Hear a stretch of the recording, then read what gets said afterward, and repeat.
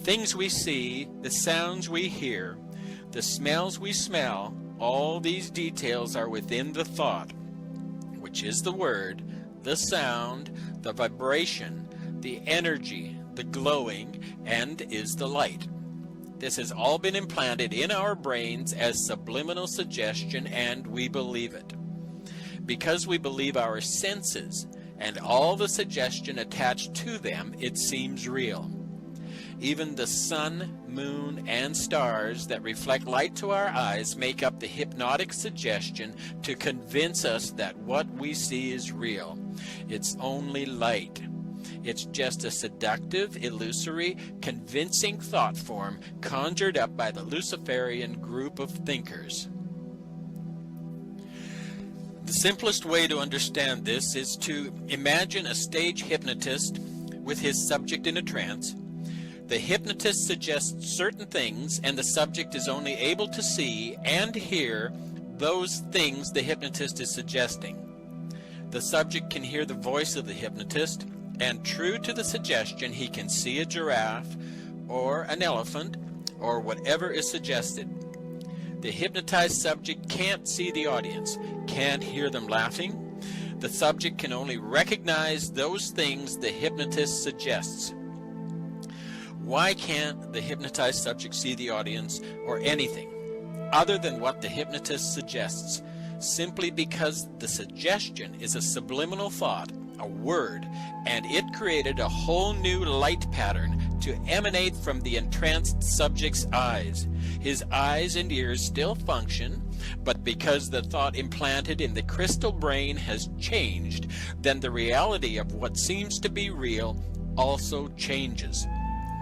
The hypnotized subject's eyes and ears work perfectly, but the reality is the hypnotized subject can't see anything other than the words suggested. But why? Why can't the subject in a trance see anything else? Because the audience and everything associated outside the trance state really isn't there.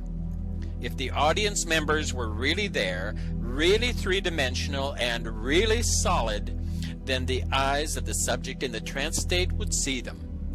The audience can't be seen because the audience is just light, just a thought, and when the new reality state, the new thought pattern, doesn't include them anymore, they cease to appear as a three-dimensional form. The audience didn't die. They didn't leave the theater. The subliminal messaging changed. The reality shifted, and they ceased to appear as three-dimensional. From this, we have to keep in mind that light goes out of our eye. This is how we see. Light is a thought implanted in our crystal brain and explodes into a three-dimensional rainbow of forms right before our eyes. Thought patterns are contrived to distract us from our place in the present moment.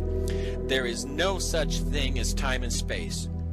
Just a three-dimensional light illusion simulating something called time and space.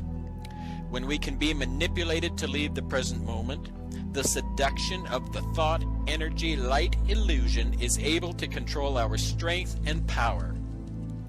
Staying in the present moment of awareness allows us to reconnect to our original state. We're no longer manipulated to be concerned over the past or the future.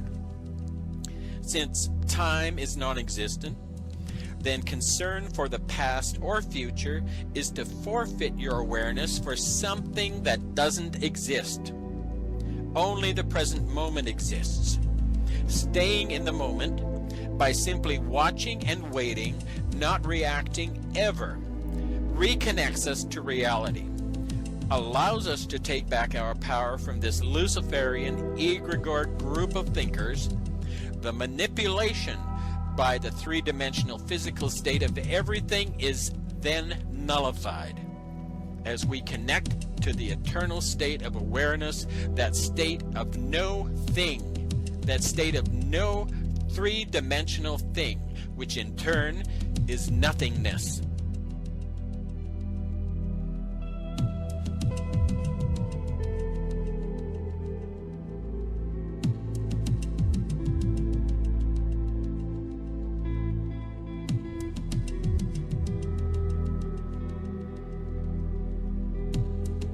have to totally dive into the abyss, and there is no ground, there is no landing.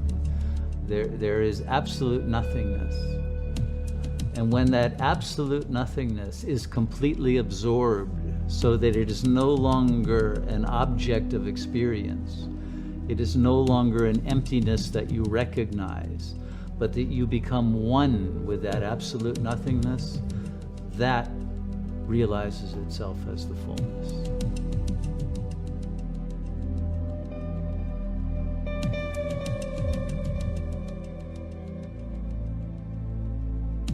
Until the ego is completely absorbed into the nothingness, and then the fullness appears.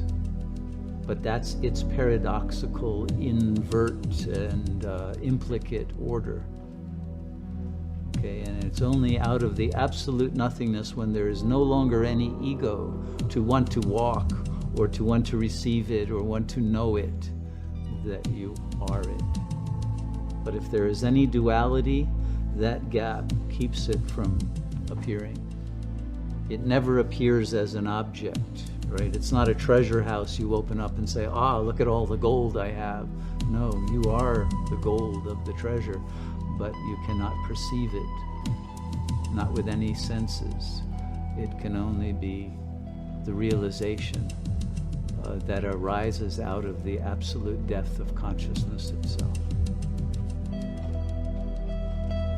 Presence becomes absence, and in the absolute absence, that itself is realized as the presence that is noumenal and that appears as a phenomenal plane in which it is absent, but its beauty is reflected in that world, that now you appear as the entirety of that world, as the reflected beauty of the absolute, but you are not the enjoyer of it any longer.